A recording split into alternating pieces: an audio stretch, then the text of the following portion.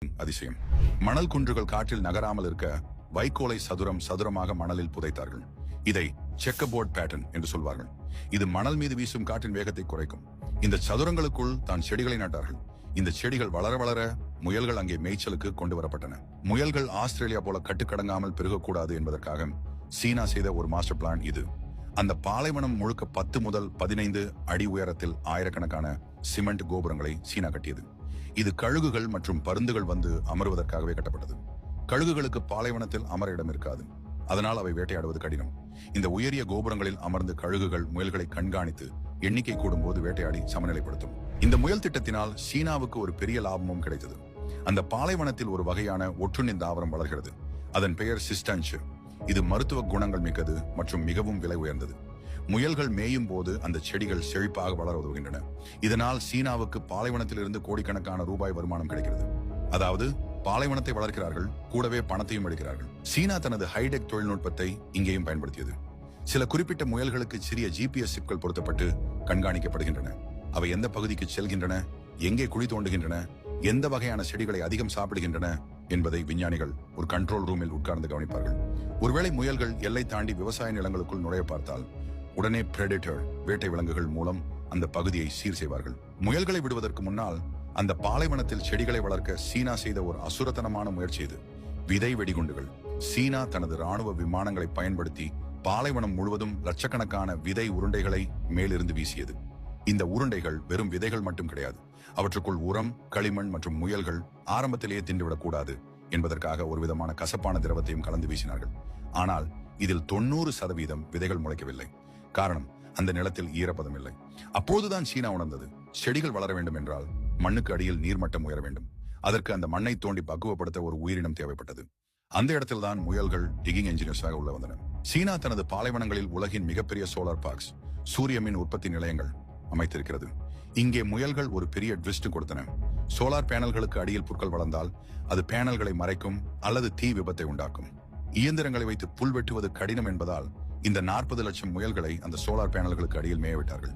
ஆனால் சில முயல்கள் சோலார் பேனல்களின் ஒயர்களை கடிக்க ஆரம்பித்தன. இது சீனாவுக்கு பல கோடி ரூபாய் நஷ்டத்தை ஏற்படுத்தியது. இப்பொழுது அந்த ஒயர்களை முயல்கள் கடிக்க முடியாத அளவுக்கு கசப்பான பிளாஸ்டிக் உரைகளை, பிட்டர் டேஸ்டிங் கேபிள்ஸ் சீனா தயாரித்து வருகிறது. சீனா இந்த 40 லட்சம் முயல்களை சாதாரணமாக விடவில்லை. இதில் பல முயல்கள் லேப் குரோன், ஆய்வகத்தில் உருவாக்கப்பட்டவை. சில ரகசிய தகவல்கள் படி சீனா இந்த முயல்களில் ஒரு குறிப்பிட்ட சதவிகித முயல்களை மலட்டுத்தன்மை, ஸ்டெரைல் கொண்டதாக மாற்றியிருக்கிறது. அதாவது அவை ஒரு கட்டத்திற்கு மேல் பெருகாது. ஆஸ்திரேலியா போல கட்டுக்கடங்காமல் போவதை தடுக்க முயல்களின் இனப்பெருக்கத்தை ஒரு ரிமோட் கண்ட்ரோல் போல சீனா அதன் கையில் வைத்திருக்கிறது. இது ஒரு மிகப்பெரிய எதிக்கல் கான்ட்ரவர்சி அரபோர் ஆக மாறி இருக்கிறது. முயல்கள் தோண்டும் குழிகள் வெறும் 2 அல்லது 3 அடி கிடையாது. அவை பல மீட்டர்கள் ஆழத்துக்கு செல்லும். இந்த பாலைவனத்தின் அடியில் சீன அரசாங்கம் பல ஆயில் அண்ட் கேஸ் பைப்லைன்ஸ், எண்ணெய் மற்றும் எரிவாயு குழாய்கள் புதைத்துள்ளது. முயல்கள் தோண்டும் குழிகளால் மண்ணின் உறுதித்தன்மை குறைந்து இந்த குழாய்கள் உடைய வாய்ப்புள்ளதாக பொறியாளர்கள் எச்சரிக்கிறார்கள். இது நடந்தால் அது ஒரு மிகப்பெரிய என்வாயர்மெண்டல் கேட்டஸ்ட்ரோஃபி, சுற்றுச்சூழல் பேரழிவு ஆக முடியும். சீனா இந்த பாலைவன பகுதியில் வாழும் ஆயிரக்கணக்கான ஏழை மக்களுக்கு ஒரு வேலை கொடுத்திருக்கிறது. இவர்களுக்கு ராபிட் ரேஞ்சர்ஸ் என்று பெயர். இவர்களின் வேலை ஒரு குறிப்பிட்ட பகுதியில் முயல்கள் அதிகமாகாமல் பார்த்துக் கொள்வது. இதற்கு பதிலாக அந்த முயல்களின் ரோமத்தையும் கரியையும் அவர்கள் விற்றுக் கொள்ளலாம். ஒரு பாலைவனத்தை பசுமையாக்குவது ஒரு சமூகத்தின் பொருளாதாரத்தை எப்படி மாற்றியிருக்கிறது என்பதற்கு இது ஒரு பெரிய உதாரணம். சீனா சேட்டிலைட் மூலம் முயல்களின் வெப்பத்தை ஹீட் சிக்னேச்சர்ஸ் வைத்து அவை எங்கே கூட்டமாக இருக்கின்றன என்று கணக்கெடுக்கிறது. சில இடங்களில் முயல்களை கட்டுப்படுத்த ட்ரோன்களிலேயே வேட்டை பறவைகளின் ஒலியை ஒலிக்கச் செய்கிறார்கள். பாலைவனம் பசுமையானதால் அந்த பகுதியில் மழையின் அளவு 15% அதிகரித்திருக்கிறது. இது முயல்கள் கொண்டு வந்த மாற்றம். பாலைவனத்தை சோலையாக்க முயல்கள் உதவி செய்தாலும் ஒரு பெரிய இயற்கை விதி அங்கே மீறப்படுகிறது. ஒரு முயல் ஒரு நாளைக்கு குடிக்கிற தண்ணீர் குறைவுதான். ஆனால் 40 லட்சம் முயல்கள். அது மட்டும் இல்லாமல் அந்த முயல்கள் சாப்பிடும் புற்கள் வளர்வதற்கு சீனா லட்சக்கணக்கான டன் தண்ணீரை நிலத்தடி மட்டத்திலிருந்து உறிஞ்சுகிறது.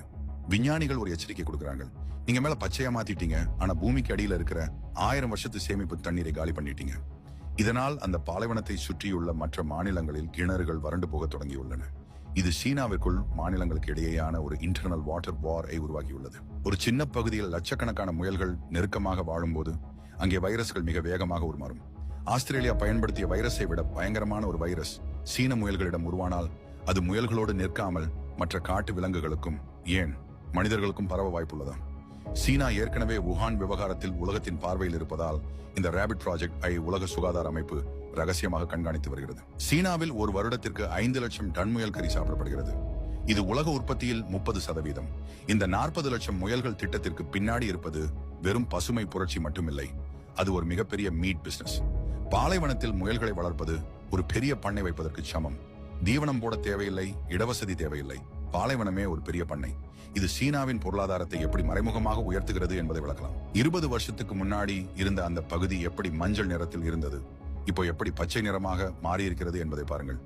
பயங்கரமான முயல்கள் ஒரு கண்டத்தையே அழிக்கும் என்ற ஆஸ்திரேலிய தத்துவத்தை சரியாக பயன்படுத்தினால் முயல்கள் ஒரு நாட்டையே உருவாக்கும் என்று சீனா மாற்றி காட்டியுள்ளது. 40 லட்சம் முயல்கள் என்பது 4 கோடியாக மாற அதிக காலமாகாது. அந்த எண்ணிக்கை ஒரு எல்லையை தாண்டினால் சீனா நட்ட அந்த கிரேட் கிரீன் வால் மொத்தத்தையும் இந்த முயல்கள் ஒரே வாரத்தில் தின்று தீர்த்துவிடும். அப்போது சீனாவிடம் இருக்கும் ஒரே வழி ஒட்டுமொத்த முயல்களையும் விஷம் வைத்துக் கொள்வதுதான். அப்படி செய்தால் அந்த விஷம் நதியிலும் நிலத்திலும் கலந்து மிகப்பெரிய அழிவை உண்டாக்கும். வீடியோ பிடிச்சிருந்தா ஒரு லைக் போட்டு காமெண்ட் பண்ணுங்க. அடுத்த வீடியோல பார்க்கலாம். நன்றி.